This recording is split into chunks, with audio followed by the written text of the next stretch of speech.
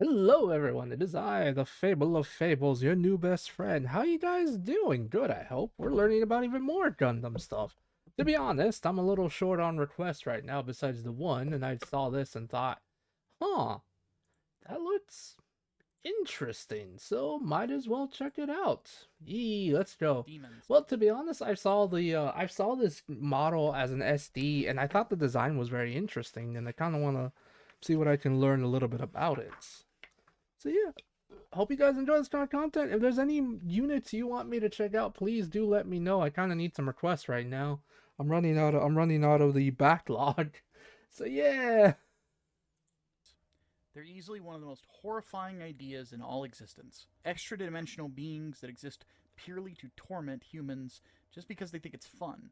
Not the Whether it's Matt the Cenobites Damons. in Hellraiser, Zinch in the Warhammer universe, or the beings that we see within Scripture whenever we open the Bible, it is always frightening. One element of demons that's become a part of pop culture is the Faustian bargain. In the original Faust, Faustus himself sold his soul to Satan Oh for dear. 24 years of unlimited knowledge, supreme power, magical ability, and worldly pleasure. At other points in history, we've seen similar deals struck with similar devils, and today is no different. But today we find a Faustian bargain between a short anime boy stuck as a child soldier and a Gundam known as Barbatos. To set the stage Oh, for oh wait. Is this in the universe? Is this in the series where all of the Gundams are named after the demons in the are named after the 87 demons or whatever. Sorry, I don't remember exactly what it's called, but is that this universe? Like where they're all named after a demon? you, today we're going to In the be book of going in to the the book of Solomon, I think it is. Is that world it? of iron-blooded orphans. Oh This shit, it particular is. Gundam timeline is called the post-disaster era, and is probably the most grim Gundam universe outside of the Universal Century.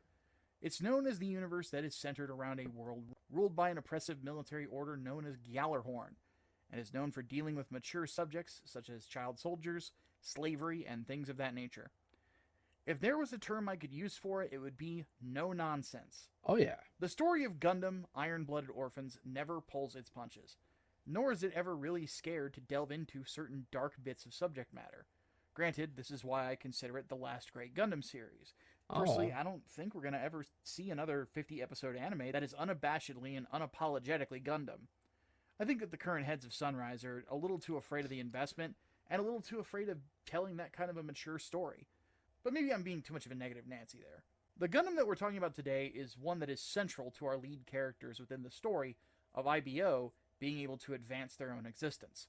Keep in mind that the show follows a bunch of child soldiers forming a mercenary company, so their only real way to advance in life is to kill a bunch of people and get paid for it. Barbatos is key to that advancement. Oh, that's actually kind of really sad. I knew Iron Blooded Orphans was already incredibly dark, but the way he's saying it is just oof, mama.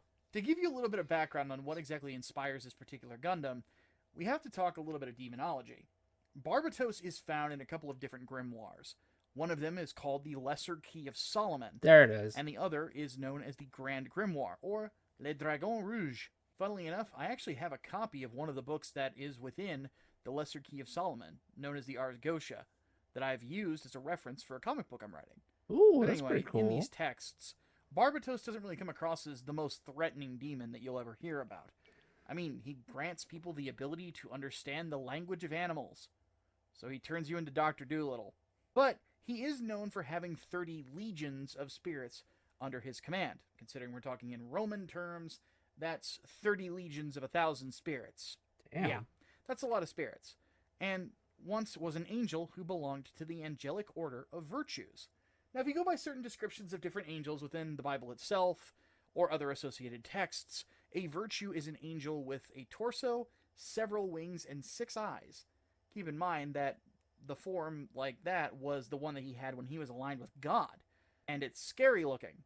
I don't want to know what he looked like afterwards. Oh Now, lord. Barbatos doesn't really have the same kind of look as its angelic slash demonic counterpart. However, it takes the idea of being an animal associated machine and rolls with it. As the show goes on, the robot just becomes more and more animalistic. When you first see it in the series, you recognize it as a Gundam because of its specific features. It has a yellow V fin, a red chin, blue armor, and plenty of white armor with yellow trim, usually over the vents. However, the V-fin is massive and looks like 2 devil horns. You'll also notice if you ever build any of its model kits that it doesn't have normal anthropomorphized fingers. Rather, it has claws. It does. Its feet are the same. It honestly does, because I've seen, the reason I bring this up is because, like I said, I was first introduced to this unit through the SDs when I was buying some. Before, when I was buying some, I noticed this design, and I thought, it looks very animalistic with its claws, and how it was really scary looking, and I thought, I wonder what this is. And I saw this video the other day, and I thought, might as well make a reaction to it, see if anyone would be interested, because I know because I really appreciate it, guys. I know I don't always respond to some of your things, but I really appreciate the fact that you guys go all out to tell me about these things. I don't understand it, I'll be honest, but I appreciate it nonetheless. Thank you. Thank you for all the walls of text. I really do appreciate it, my dudes.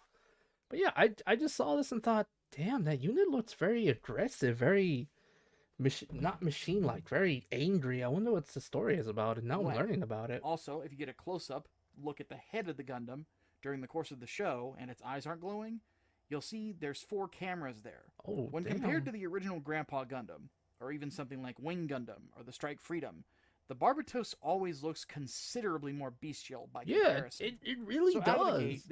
It really does look more bestial. It's insane. This is a machine that just looks scary. Gundams are already 60-foot tall giant death robots. The fact that it's a 60-foot tall giant death robot that looks more terrifying than the ones that actually blow up entire colonies or chunks of the earth should say something. The machine has several forms that it goes through, but the 2 I specifically want to look at are the ones from the 2nd season. These are known as the Barbatos Lupus and the Barbatos Lupus Rex. So basically the Barbatos Wolf and the Barbatos King of Wolves. Ooh. This machine ends up looking like such an animal that it even gets a prehensile tail that it uses as a weapon. Oh, Jesus. Technologically speaking, Look it's at it actually go. not the most impressive mobile suit you ever see. Now, don't get me wrong, it's cool as hell, but again, you don't see it blowing up colonies, and you don't see it smack. Does it have to blow up colonies to be cool? Is that a requisite? Is that required? Smashing entire legions of mobile suits because the cockpit has an instant win button or something. But admittedly, that's part of what makes it a compelling suit to watch fight. Give a mobile suit too much power, it's less compelling. Looking at you, Strike Freedom. The thing is, for the Barbatos to push its performance to new levels, there's a cost that must be paid. You see, these mobile suits have to be piloted by an interface called the Alea Vignana system. Without going into too much detail, these Gundams, like the Barbatos, are plugged.